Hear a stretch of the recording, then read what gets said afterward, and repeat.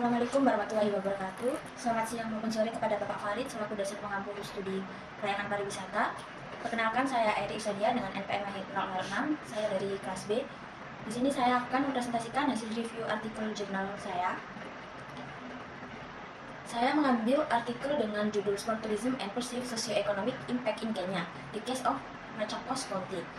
Penulis artikel ini adalah Joseph, Lucy, dan Daniel. Artikel ini berasal dari jurnal Tourism and Hospitality Management, volume 23, nomor 2, halaman 195-217.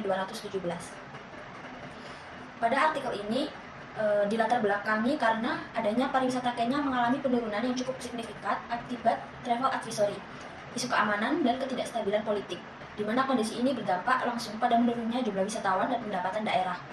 Oleh karena itu, pemerintah daerah mulai mencari alternatif pengembangan pariwisata yang tidak hanya bergantung pada wisata alam dan safari, tapi mereka memilih sport tourism karena dinilai lebih tahan terhadap krisis dan mampu menarik wisatawan domestik.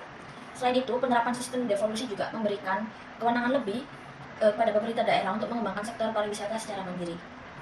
Mengapa saya memilih artikel ini? Karena artikel ini relevan dengan studi kelayakan pariwisata, dan artikel ini lebih fokus kepada event sport tourism yang ada di sana dan dampak-dampak yang ada akibat dari penyelenggaraan acara tersebut.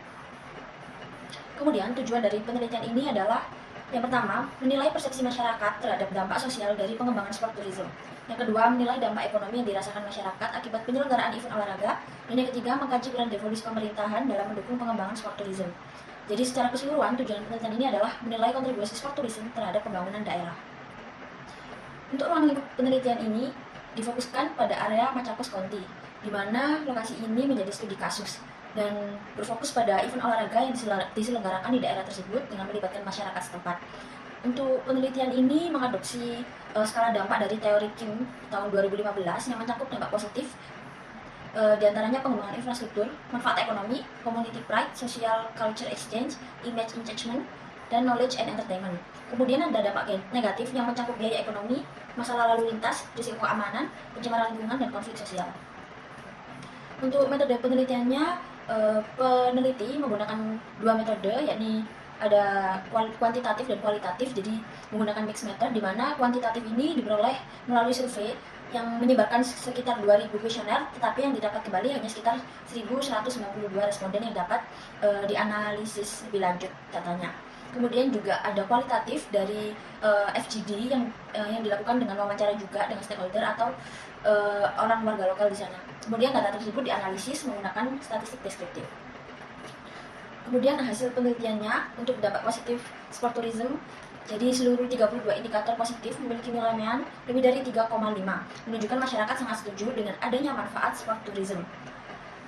Untuk dampak pertama ini adalah peningkatan infrastruktur dengan nilai rata-rata 4,30 sampai 4,33. Jadi dengan adanya event sport tourism ini, infrastruktur di sana itu mulai diperbaiki. Jadi memiliki dampak positif karena tidak hanya saat event tersebut terselenggara, tapi juga saat event itu pun berakhir, fasilitas yang ada di sana dapat digunakan oleh masyarakat setempat. Dan yang kedua adalah pertambahan lodge, hotel, dan akomodasi baru dengan nilai rata-rata 4,28. Dimana di sana karena melonjaknya demand wisatawan, jadi mereka membangun akomodasi baru, membuka bisnis baru di sana. Dan yang ketiga, peningkatan pertumbuhan ekonomi daerah dengan nilai rata-rata 4,31 sampai 4,32. Kemudian ada community pride and social unity meningkat dengan nilai rata-rata 4,27 sampai 4,32. Yang terakhir ada peningkatan image, branding, dan visibilitas Machakos. Jadi di sana menimbulkan adanya branding. Jadi Machakos ini sebagai tempat sport tourismnya Kenya. Kemudian selanjutnya ada dampak negatif dari sport tourism itu sendiri. Jadi sebanyak 24 dari 25 indikator negatif memiliki rata-rata lebih dari 3,5, yang menandakan bahwa masyarakat juga mengakui adanya biaya sosial ataupun bahaya yang ada karena diselenggaranya sport tourism. Untuk yang pertama adalah masalah kemacetan lalu lintas dengan nilai rata-rata 4, di mana masyarakat menilai bahwa adanya crowded ini menimbulkan masalah lalu lintas, di mana pemerintah daerah masih belum dapat memanajemen masalah tersebut. Dan yang kedua, peningkatan sampah, kebisingan, dan gangguan lingkungan dengan nilai rata-rata 4,23 sampai 4,34. Karena manajemen yang masih kurang, masyarakat menilai ini suatu permasalahan yang perlu ditangani terlebih dahulu. Kemudian yang ketiga ada risiko keamanan seperti kriminalitas dan ancaman teror dengan nilai rata-rata 3,78 sampai 3,94. Karena di Kenya ini masih sensitif dengan isu-isu keamanan dan isu-isu politik di sana, jadi sangat perlu waspada bagi wisatawan maupun masyarakatnya sendiri. Dan untuk yang keempat, ini adanya kenaikan harga barang, properti, dan layanan dengan nilai rata-rata 3,71 sampai 3,94, di mana adanya perputaran uang di sana menimbulkan kenaikan harga yang hampir 2 kali lipat. Dan untuk yang kelima adalah masalah moralitas, vandalisme, dan konflik sosial. Seperti hasil FGD dari artikel ini, seperti one of negative side of this event is immorality, especially during the night events organized in the sidelines of the main sport events. Dan juga ada environmental concept include noise pollution, especially night events, and music concert associated with sport is a big nuisance. Kemudian ada hasil dari peran devolusi pemerintahan. Jadi devolusi ini memberikan kewenangan yang lebih besar kepada pemerintah daerah untuk membangun fasilitas olahraga, menarik event besar, dan mempromosikan destinasinya. Selain itu, devolusi juga mendorong kolaborasi yang lebih baik antara pemerintah, pelaku usaha, dan masyarakat lokal dalam pengembangan sport tourism, yang dimana hasil tersebut menghasilkan responden dengan 62,1% setuju bahwa devolusi ini memang berperan besar dalam pengembangan sport tourism Machakos. Kemudian keterkaitannya dengan studi kelayakan dari analisis dampak lingkungan dan sosial, hasil penelitian sangat relevan dengan kajian dampak, yaitu dampak positif dari sisi ekonomi, sosial budaya, dan infrastruktur, dampak negatif dari sisi lingkungan, transportasi, dan keamanan. Hal ini dapat digunakan sebagai dasar environmental impact assessment dalam studi kelayakan destinasi. Untuk SWOT ini dari strength-nya itu ada fasilitas olahraga yang ditingkatkan atau diperbarui, ada image atau branding yang positif, dan juga community pride.